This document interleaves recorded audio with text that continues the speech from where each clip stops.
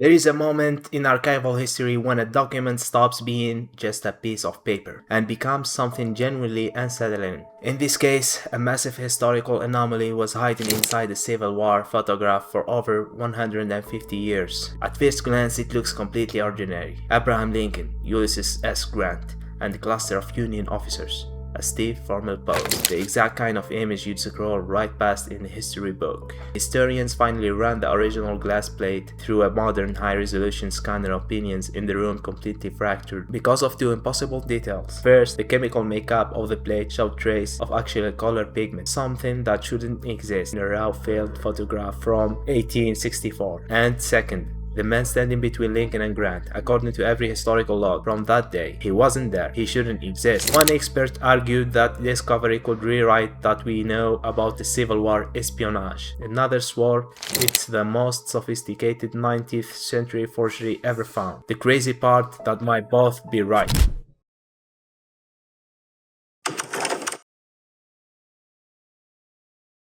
Claire Donovan wasn't hunting for history. She was clearing out her family home. An old trunk caught her attention, worn leather straps, brass latch, no label. Inside were predictable relics, letters, lace gloves, railroad bonds, and then a crumbling album. Most photos were ordinary family portraits, sepia faces, until she found one print that didn't match. It was thicker, wrapped in wax paper. When she lifted it, there was a faint odor, dry tobacco, old adhesive, the sour sweet smell of age. Lincoln was in frame, full figure, top hat, black coat. Grant stood to his left. Several officers filled the composition, and the image had something Claire couldn't explain. The blues weren't gray blue, the blacks weren't brown black. It looked chromatic, like the scene had been captured closer to life than any 1860s process should allow. Claire didn't have the language for it. She had the instinct, so she called someone who did. Professor George Kramer had spent 17 years studying 19th century photography. When Claire set the print on his desk, he leaned in until his glasses nearly touched the surface. "You need to tell me exactly where you found this." His first thought wasn't treasure, it was fraud. Because widespread color photography doesn't belong in 1865. Hand tinting existed, but this didn't look painted. If the color was real, it broke the timeline.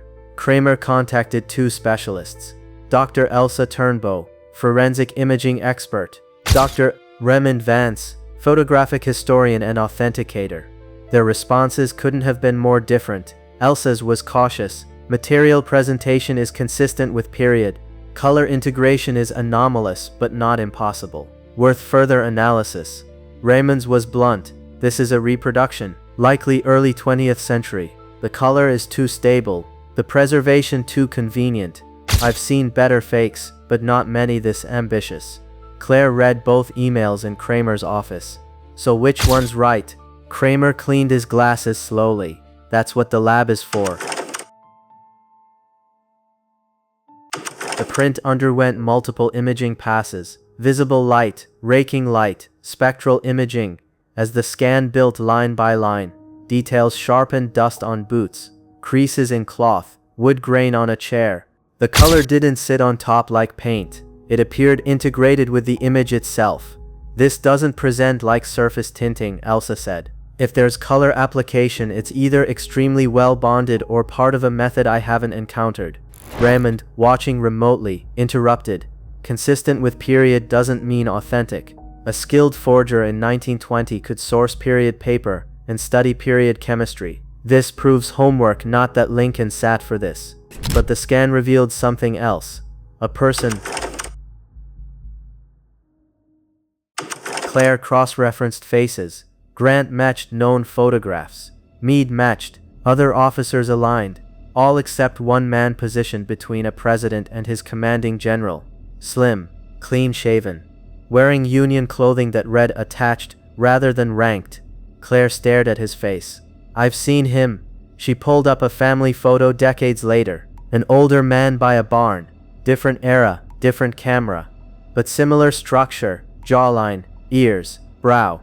Kramer pumped the brakes. Resemblance isn't identification. Families repeat features. You could be looking at a cousin or a coincidence. Raymond went further. or she's seeing what she wants to see. It's called confirmation bias. Claire went home and searched her family papers. She found a letter old enough to crack when unfolded, written by William Donovan, a Civil War medic in the 1004th New York Infantry. One line mattered. The photo of the chair was never meant to be kept. Burn it if you ever find it. Not a photo with Lincoln. Not a war photo. A photo defined by one object. The chair. Kramer read the letter twice, then leaned back. This is incredibly convenient. Claire blinked. You find a mysterious photograph. Then you find a letter referencing that exact photograph. Both survived together for over a century. He wasn't accusing her. He was warning her. If this goes public, that's the first thing skeptics will say. That it's too neat. That the letter exists to validate the photo. Elsa zoomed into the unknown man's lapel, into a fold where cloth shadowed itself. Hold on. There was stitching, not decorative. Something small, deliberate, positioned to disappear at normal viewing distance. At maximum magnification, faint letters emerged. PEC. Below them, harder to read, fragmentary, a partial second line. The first word was legible. Stand. The rest was damaged, interrupted by a crease. Raman pushed back immediately. Stitching can be added anytime. If this was faked in 1910, the stitching was faked in 1910. It doesn't validate the image. Kramer nodded. If someone constructed this as a hoax, they would include details like this, specifically because details convince people. Claire stared at the letters. But if it's real, Elsa said, then someone left a mark that wasn't meant to be recorded. She paused. But if is doing a lot of work in that sentence. Behind a loosened backing tucked inside the same decaying storage was an envelope addressed simply, William. A single page, dated April 10, 1865. Signed only A.L. One line stood out. You have stood where others would not, and seen what others should not. I ask only that you continue to stand quietly until this matter concludes. Raymond broke the silence. A.L. in April 1865. Obviously we're meant to think Lincoln, but Lincoln signed A. Lincoln formally consistently. This is someone imitating intimacy. Kramer considered this, or someone being deliberately ambiguous. If you're writing something you don't want traced, you don't sign your full name. Raman shook his head. If you're forging a letter to make a photograph seem important, you write exactly this. Suggestive enough to excite, vague enough to deny. Claire looked at both of them. So how do I know which it is? Kramer exhaled. You might not. Some evidence supports multiple interpretations. You have to live with ambiguity or decide which story you believe, and be honest that it's a choice, not proof.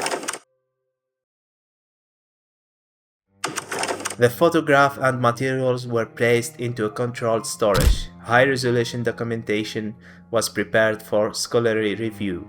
Raymond submitted a formal dissent, probable 20th century fabrication until proven otherwise. Elsa filed separately. Authenticity and determined material evidence consist with a period further analysis required. Kramer told Claire something she remembered. History isn't a courtroom. We don't get verdict. We get evidence, interpretation, and humility. For over 100 years, the photograph sat in the trunk. Not hidden, just overlooked. The question isn't whether Claire found the truth. The question is whether the truth is still foundable, or whether someone made sure it would always stay just out of the reach. What would you believe, and how you know if you were wrong?